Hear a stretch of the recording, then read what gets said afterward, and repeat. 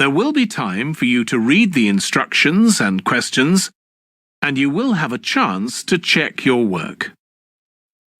All the recordings will be played once only. The test is in 4 sections. At the end of the test, you will be given 10 minutes to transfer your answers to an answer sheet. Now turn to Section 1.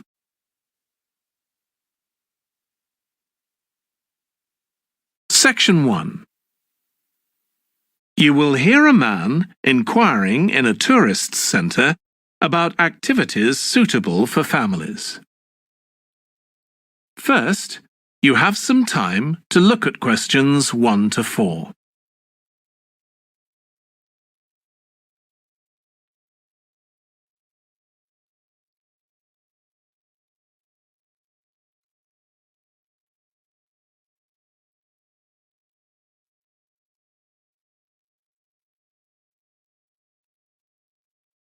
You will see that there is an example that has been done for you.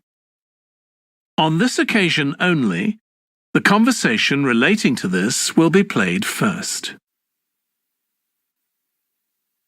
Hi, can I help you? I'd like to find out if you have any excursions suitable for families. Sure. How about taking your family for a cruise? We have a steamship that takes passengers out several times a day. It's over 100 years old. The cruise takes place on a steamship. So steamship has been written in the space. Now we shall begin. You should answer the questions as you listen because you will not hear the recording a second time. Listen carefully and answer questions 1 to 4. Hi, can I help you? I'd like to find out if you have any excursions suitable for families. Sure. How about taking your family for a cruise? We have a steamship that takes passengers out several times a day. It's over 100 years old. That sounds interesting. How long is the trip? About an hour and a half. And don't forget to take pictures of the mountains. They're all around you when you're on the boat and they look fantastic. Okay. And I assume there's a cafe or something on board? Sure. How old are your children? My daughter's 15 and my son's 7. Right. Well, there are various things you can do once you've crossed the lake to make a day of it. One thing that's very popular is a visit to the country farm.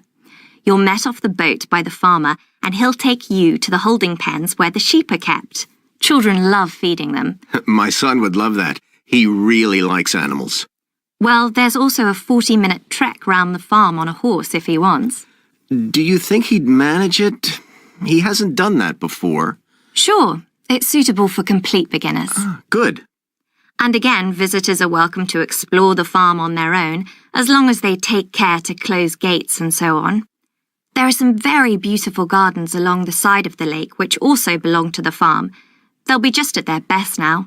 You could easily spend an hour or 2 there. Okay, well, that all sounds good. And can we get lunch there? You can, and it's very good, though it's not included in the basic cost. You pay when you get there. Right. Before you hear the rest of the conversation, you have some time to look at questions 5 to 10.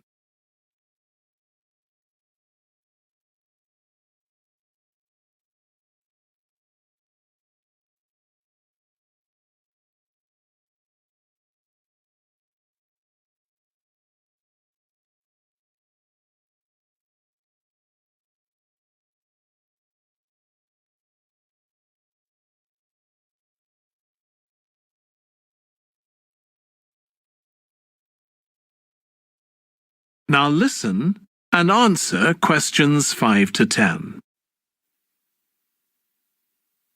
So, is there anything else to do over on that side of the lake?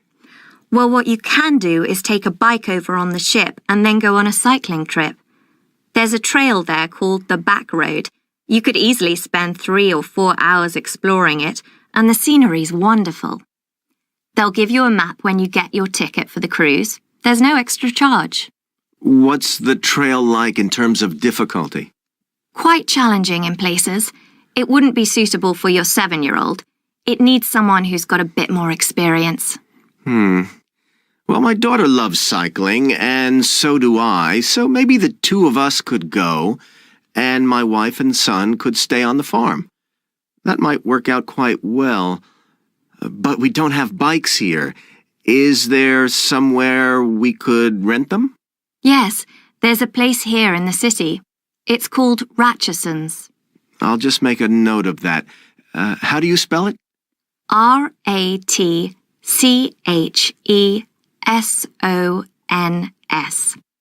It's just by the cruise ship terminal. Okay. You'd also need to pick up a repair kit for the bike from there to take along with you, and you'd need to take along a snack and some water. It'd be best to get those in the city. Fine. That shouldn't be a problem. And I assume I can rent a helmet from the bike place. Sure, you should definitely get that. It's a great ride, but you want to be well prepared because it's very remote. You won't see any shops round there or anywhere to stay, so you need to get back in time for the last boat. Yeah. So what sort of prices are we looking at here? Let's see. That'd be 1 adult and 1 child for the cruise with farm tour. That's $117, and an adult and a child for the cruise only, so that's $214 altogether. Oh, wait a minute.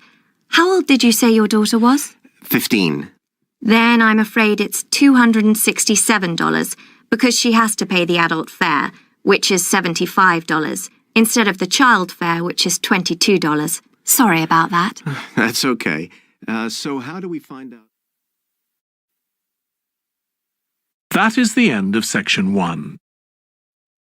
You now have half a minute to check your answers.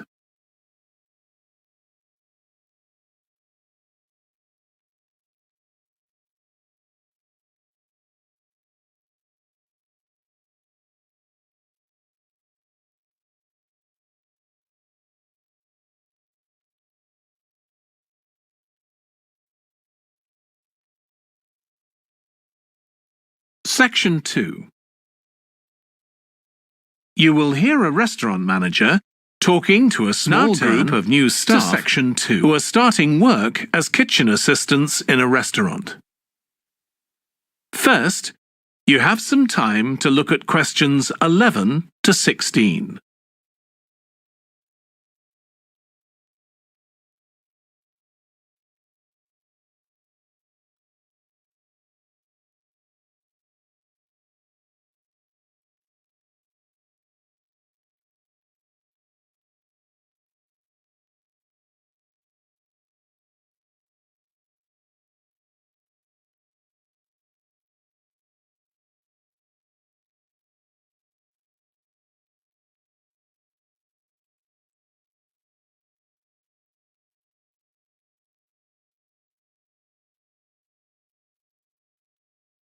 Now listen carefully and answer questions 11 to 16.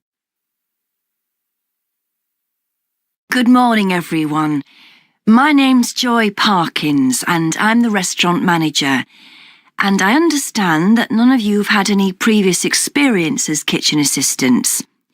Well, you might be feeling a bit nervous now, but most of our kitchen assistants say they enjoy the work.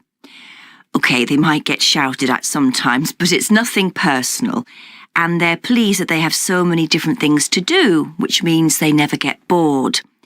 And I'll tell you straight away that if you do well, we might think about moving you up and giving you some more responsibility. Right, well, you've all shown up on time, which is an excellent start. Now, I'm glad to see none of you have unsuitable footwear, so that's good. You need to be careful as the floors can get very wet and slippery. Those of you with long hair have got it well out of the way, but some of you'll need to remove your rings and bracelets. Just put them somewhere safer today, and remember to leave them at home tomorrow, as they can be a safety hazard. Now, it's going to be a busy day for you all today. We don't have any tables free for this evening and only a few for lunch. Fortunately, we've got our head chef back. He was away on holiday all last week, which meant the other chefs had extra work. Now, I'll tell you a bit more about the job in a minute, but first, some general regulations. For all of you, whatever your age, there's some equipment you mustn't use until you've been properly trained, like the waste disposal system, for example, for health and safety reasons. Then I think there are 2 of you here who are under 18. That's Emma and Jake, isn't it? Right, so for you 2, the meat slicer is out of bounds, and of course none of you are allowed to use the electric mixer until you've been shown how it works. Now, you may have heard that this can be a stressful job, and I have to say that can be true.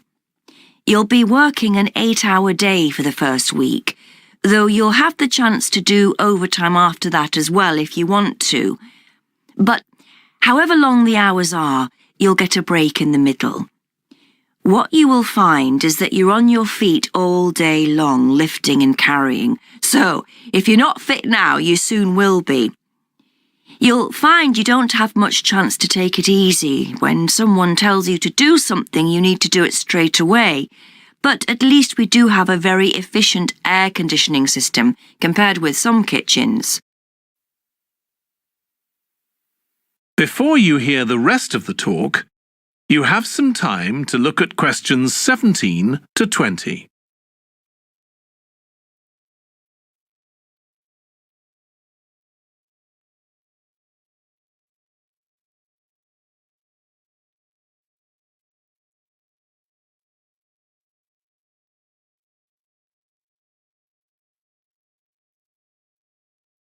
Now listen and answer questions 17 to 20. Now, let me tell you about some of the people you need to know. So, as I said, I'm Joy Parkins, and I decide who does what during the day and how long they work for. I'll be trying to get you to work with as many different people in the kitchen as possible, so that you learn while you're on the job. One person whose name you must remember is David Field. If you injure yourself at all, even if it's really minor, you must report to him, and he'll make sure the incident is recorded and you get the appropriate treatment. He's trained to give basic treatment to staff himself, or he'll send you off somewhere else if necessary. Then there's Dexter Wills. He's the person you need to see if you smash a plate or something like that. Don't just leave it and hope no one will notice. It's really important to get things noted and replaced, or there could be problems later. And finally, there's Mike Smith. He's the member of staff who takes care of all the stores of perishables. So, if you notice we're getting low in flour or sugar or something, make sure you let him know so he can put in an order. Okay, now the next thing we need to cover. That is the end of section 2. You now have half a minute to check your answers.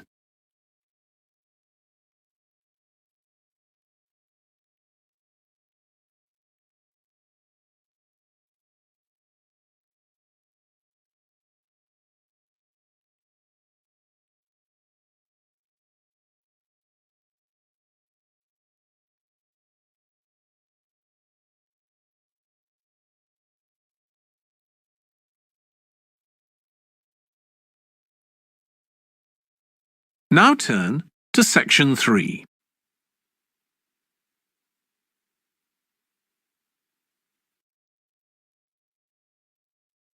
Section 3. You will hear 2 students called Trudy and Stuart, who are both studying to be librarians, discussing a paper that they are going to write together. First, you have some time to look at questions 21 to 23.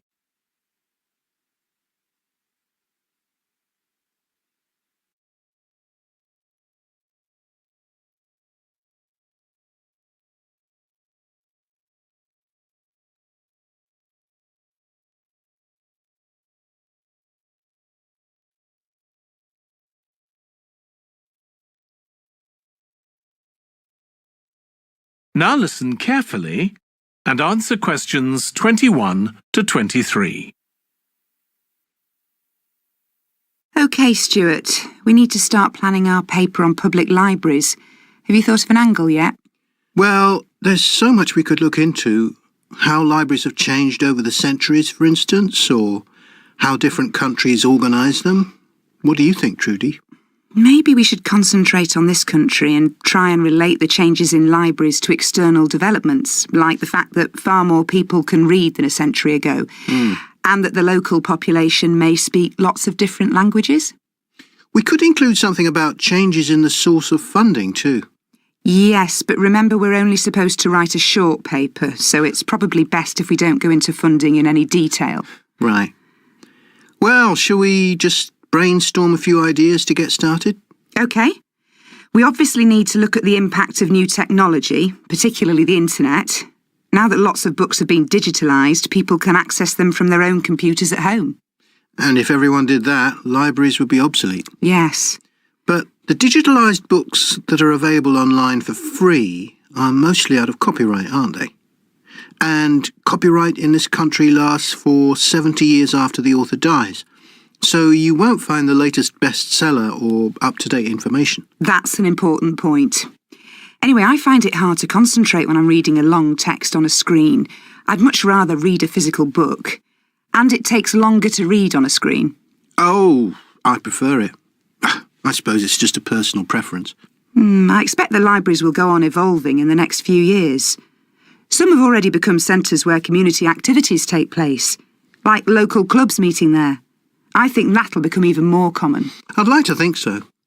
And that they'll still be serving their traditional function, but I'm not so sure. There are financial implications after all. What I'm afraid will happen is that books and magazines will all disappear and there'll just be rows and rows of computers. They won't look anything like the libraries we're used to. Well, we'll see.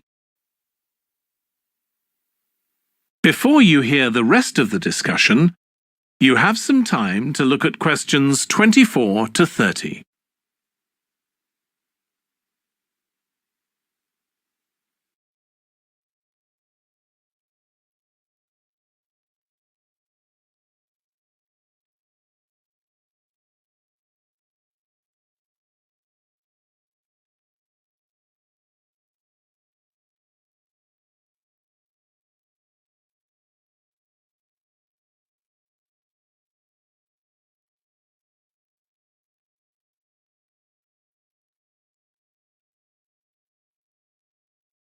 Now listen and answer questions 24 to 30.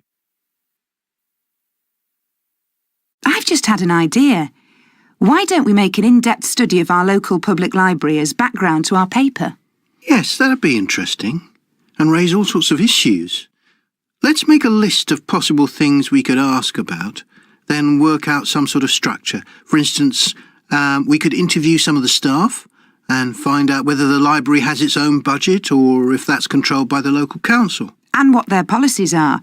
I know they don't allow food, but I'd love to find out what types of noise they ban. There always seems to be a lot of talking, but never music. I don't know if that's a policy or it just happens. I've often wondered.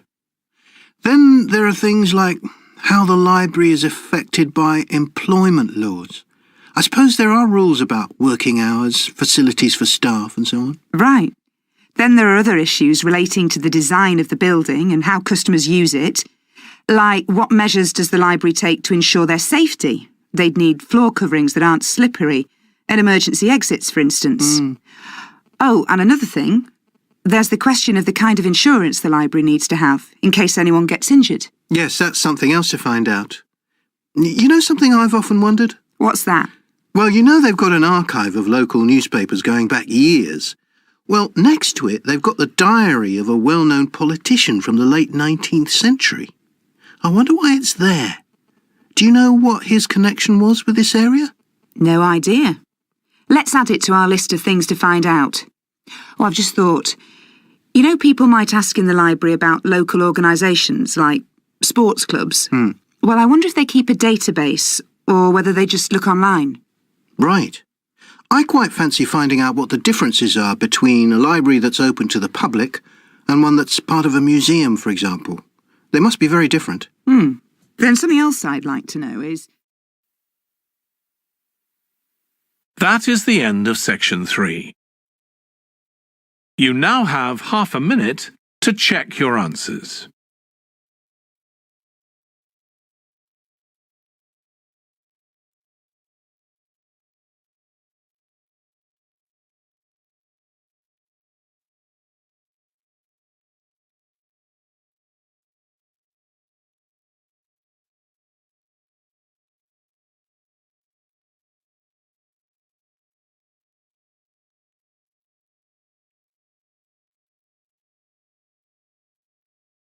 Now turn to section 4.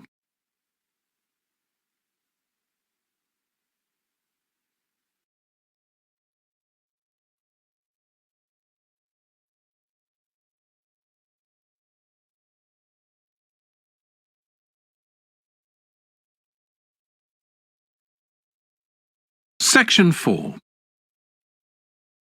You will hear part of a lecture for business students about business values. First, you have some time to look at questions 31 to 40.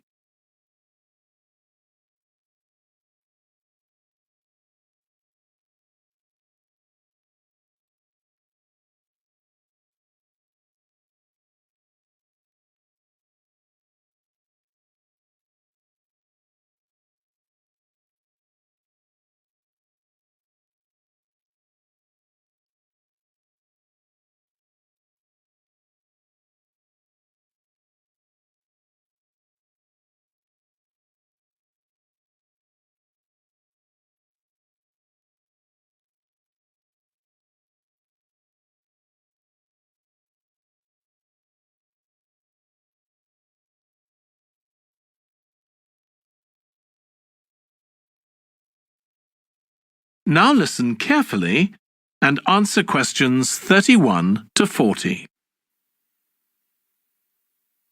In public discussion of business, we take certain values for granted. Today, I'm going to talk about 4 of them: collaboration, hard work, creativity, and excellence. Most people would say they're all good things. I'm going to suggest that's an over-simple view. The trouble with these values is that they're theoretical concepts removed from the reality of day-to-day business. Pursue values by all means, but be prepared for what may happen as a result. They can actually cause damage, which is not at all the intention. Business leaders generally try to do the right thing, but all too often the right thing backfires if those leaders adopt values without understanding and managing the side effects that arise.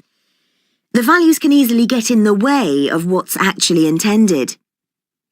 Okay, so the first value I'm going to discuss is collaboration. Let me give you an example. On a management training course I once attended, we were put into groups and had to construct a bridge across a stream, using building blocks that we were given. The rule was that everyone in the team had to move at least one building block during the construction. This was intended to encourage teamwork. But it was really a job best done by one person. The other teams tried to collaborate on building the structure and descended into confusion, with everyone getting in each other's way. Our team leader solved the challenge brilliantly. She simply asked everyone in the team to move a piece a few centimetres to comply with the rule, and then let the person in the team with an aptitude for puzzles like this build it alone. We finished before any other team. My point is that the task wasn't really suited to team working, so why make it one? Teamwork can also lead to inconsistency, a common cause of poor sales. In the case of a smartphone that a certain company launched, one director wanted to target the business market, and another demanded it was aimed at consumers. The company wanted both directors to be involved, so gave the product a consumer-friendly name, but marketed it to companies. The result was that it met the needs of neither group. It would have been better to let one director or the other have his way, not both.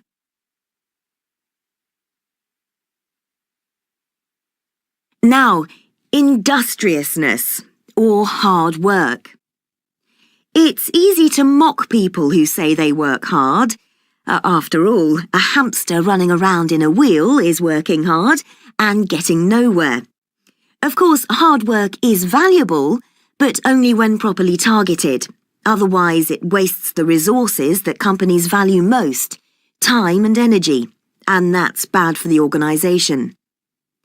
There's a management model that groups people according to 4 criteria: clever, hard-working, stupid, and lazy.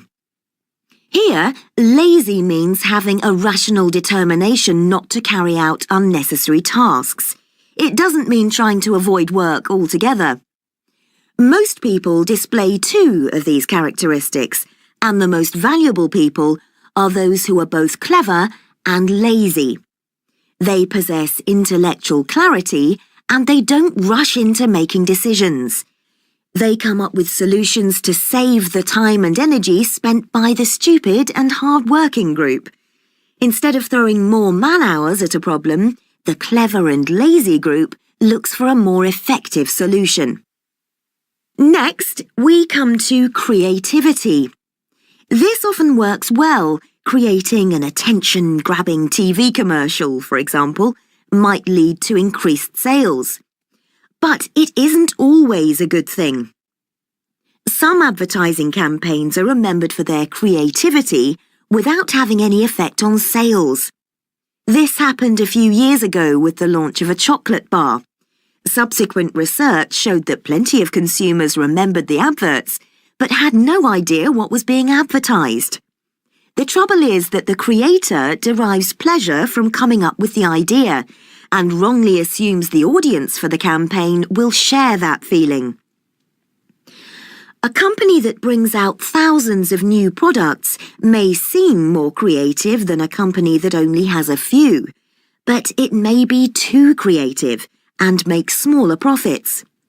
Creativity needs to be targeted to solve a problem that the company has identified. Just coming up with more and more novel products isn't necessarily a good thing. And finally, excellence. We all know companies that claim they strive for excellence, but it takes a long time to achieve excellence. In business, being first with a product is more profitable than having the best product. A major study of company performance compared pioneers, that is, companies bringing out the first version of a particular product, with followers, the companies that copied and improved on that product.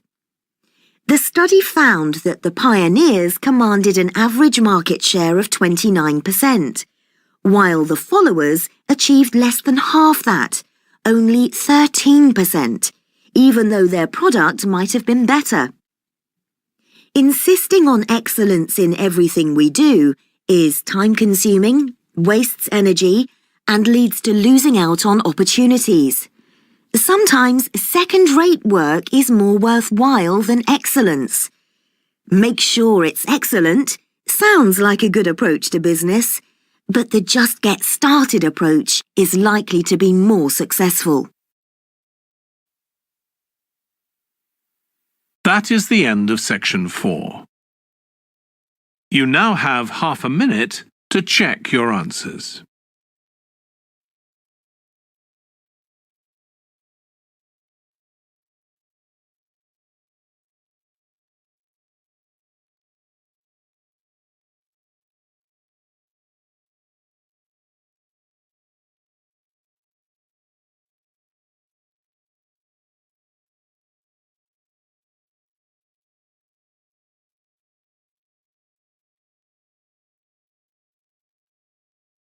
That is the end of the listening test.